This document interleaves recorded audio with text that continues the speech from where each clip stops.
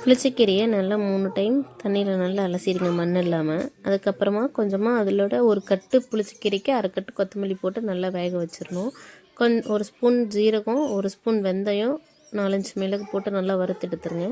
அடுத்து ஒரு கடாயில் எண்ணெய், கடுகு, வெங்காயம், பூண்டு, வரமிளகா, பச்சை மிளகா எல்லாம் போட்டு நல்லா வதக்கிட்டு, ஒரு கட்டுக்கு ஒரு 5 தக்காளி, ஒரு சொலை புளி நல்லா போட்டு வதக்கிடுங்க. நல்லா வதக்கிட்டு நம்ம வேக வச்சுருக்க கீரையை கடைஞ்சி இதோட கொட்டி இறக்கிடலாம்.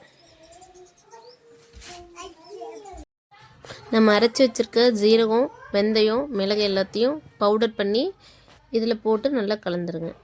நம்ம வதக்கி வச்சுருக்க இந்த தக்காளி வெங்காயத்தெல்லாம் நம்ம கீரையில் கொட்டி கடைஞ்சிட்டா சுவையான புளிச்சக்கீரை ரெடி.